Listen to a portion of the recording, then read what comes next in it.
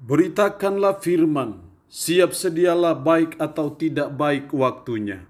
Shalom, puji Tuhan, berkat kemurahan Tuhan menghantar kita boleh ada lagi dalam renungan harian di hari ini. Firman Allah yang menjadi perenungan kita bersama di hari ini saya ambil dari Roma pasal 5 ayat 12 sampai dengan ayatnya yang ke-21. Secara khusus saya akan baca ayat 15 sampai 17. Firman-Nya berkata demikian.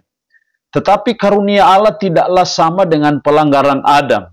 Sebab jika karena pelanggaran satu orang, semua orang telah jatuh di dalam kuasa maut, jauh lebih besar lagi kasih karunia Allah dan karunia-Nya yang dilimpahkannya atas semua orang, karena satu orang yaitu Yesus Kristus. Dan kasih karunia tidak berimbangan dengan dosa satu orang, sebab penghakiman atas satu pelanggaran itu telah mengakibatkan penghukuman. Tetapi penganugerahan karunia atas banyak pelanggaran itu mengakibatkan pembenaran. Sebab jika oleh dosa satu orang maut telah berkuasa oleh satu orang itu, maka lebih benar lagi mereka yang telah menerima kelimpahan kasih karunia dan anugerah kebenaran akan hidup dan berkuasa oleh karena satu orang itu, yaitu Yesus Kristus. Demikian firman-Nya hari ini yang intinya mengajar dan menasihati kita besarnya kasih karunia Allah. Betapapun dosa, betapapun maut itu suatu momok yang sangat mengerikan. Tetapi kasih karunia Allah jauh lebih besar daripada semuanya itu. Makanya dalam ayat 16, dan kasih karunia tidak berimbangan dengan dosa satu orang. Itu menunjukkan bahwa betapa besarnya kasih karunia Allah dalam Yesus Kristus bagi kita umat manusia yang notabene-nya semua adalah manusia berdosa, semuanya telah berbuat dosa dan telah kehilangan kemuliaan Allah. Tapi kita patut bersyukur bahwa kasih karunia Allah yang didemonstrasikan dalam diri Yesus Kristus sungguh ajaib, sungguh luar biasa, sungguh besar dalam hidup kita sebagai umat, sebagai orang percaya. Lalu pertanyaannya adalah, apa dampaknya, apa manfaatnya kasih karunia Allah yang besar dalam Yesus Kristus bagi kita manusia berdosa? Setidaknya ada dua dampak ataupun manfaat besar dari kasih karunia Allah dalam Yesus Kristus. Yang pertama dalam ayat 16, dan kasih karunia tidak berimbangan dengan dosa satu orang, sebab penghakiman atas satu pelanggaran itu telah mengakibatkan penghukuman, tetapi penganugerahan karunia atas banyak pelanggaran itu mengakibatkan pembenaran. Anda garis bawahi di situ, mengakibatkan pembenaran. Diulang lagi dalam ayat 18. Sebab itu sama seperti oleh satu pelanggaran semua orang beroleh penghukuman, demikian pula oleh satu perbuatan kebenaran semua orang beroleh pembenaran untuk hidup. Diulang lagi dalam ayat 19. Jadi sama seperti oleh ketidaktaatan satu orang semua orang telah menjadi orang berdosa, demikian pula oleh ketaatan satu orang, semua orang menjadi orang benar. Semua orang menjadi orang benar. Artinya di sini kita melihat dampak, manfaat dari besarnya kasih karunia Allah dalam Yesus Kristus bagi kita adalah untuk mengalami pembenaran. Untuk kita menjadi benar di mata Tuhan. Itulah dampak, akibat dari kasih karunia Allah yang besar itu. Kalau kita bicara pembenaran, itu artinya berbicara mengenai dunia hukum. Karena kata pembenaran di kaiosune itu berhubungan dengan dunia hukum. Artinya apa? Kita ini semua manusia berdosa di mata Tuhan. Kita semua pernah melanggar hukum Tuhan, sehingga bahasa hukum menyebutnya legal standing kita ini terdakwa di mata Tuhan. Karena kita berstatus sebagai seorang terdakwa di mata Tuhan, maka perbuatan baik apapun, perbuatan amal apapun, kesalehan apapun, bahkan agama apapun, tidak bisa membereskan apa yang namanya legal standing kita, yaitu seorang terdakwa di mata Tuhan. Karena itu perlu ada tindakan ilahi untuk melaksanakan apa yang namanya pemberesan atas legal standing kita. Dan tidak ada cara lain untuk membereskan legal standing kita kecuali yang namanya melalui kematian Yesus Kristus itu. Kematian Yesus Kristus adalah bagian dari pemberesan dosa kita, pemberesan dari status hukum kita di mata Tuhan yang notabene-nya adalah terdakwa. Yang dituntut dari kita adalah mari kita sadari akan keberdosaan kita, kedurhakaan kita, kejahatan kita, dan kita bertobat dari dosa kita, minta ampun atas dosa kita, dan kita datang kepada pribadi yang benar, yang mati di Bukit Golgota. Kita percaya dan beriman akan Dia, maka kita secara hukum akan disebut justification, dibenarkan. Makanya tema kita Proma adalah dibenarkan karena iman.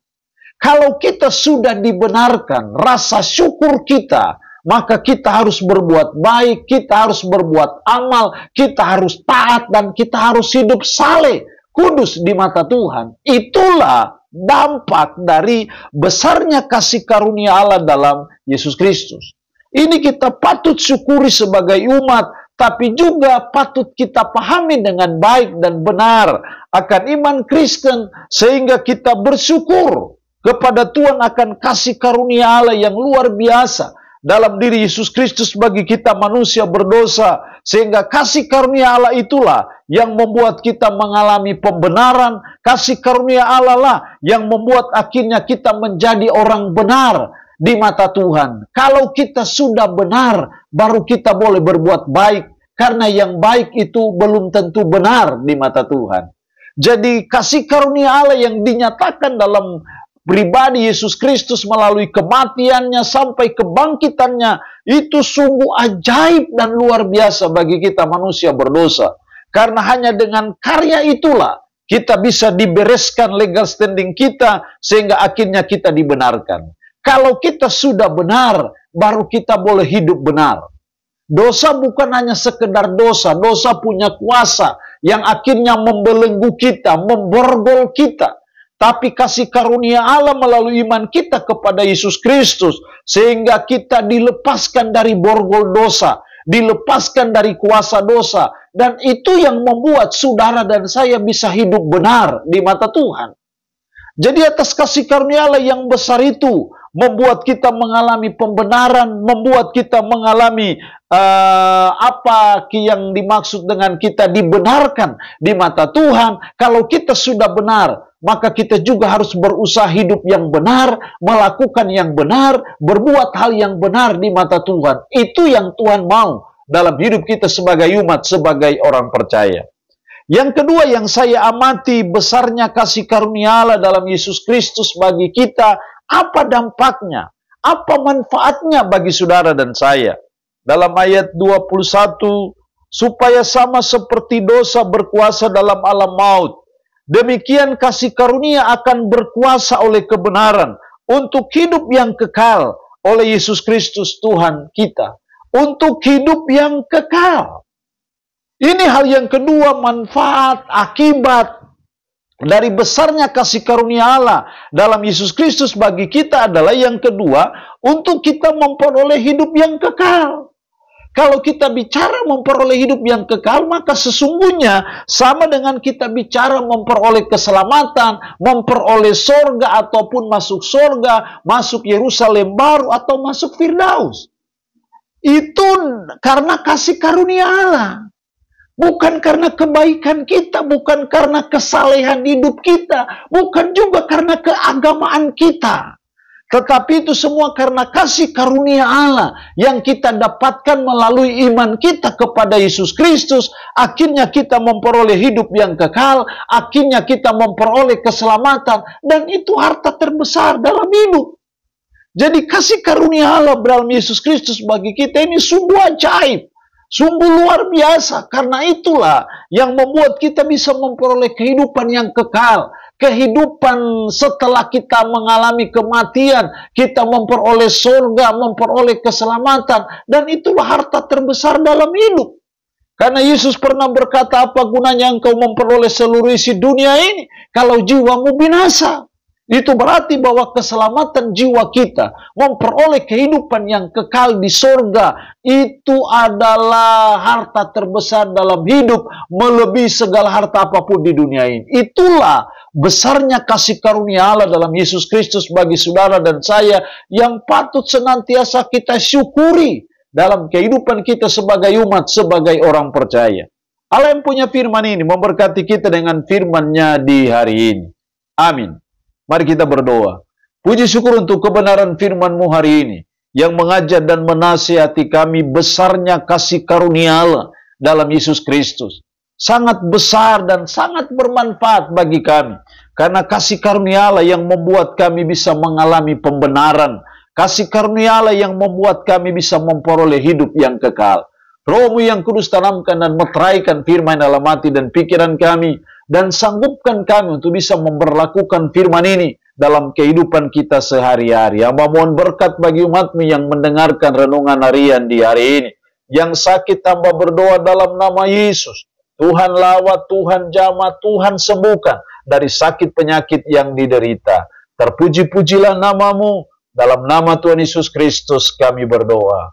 Amin. Shalom. Tuhan Yesus memberkati kita dengan firman-Nya di hari ini.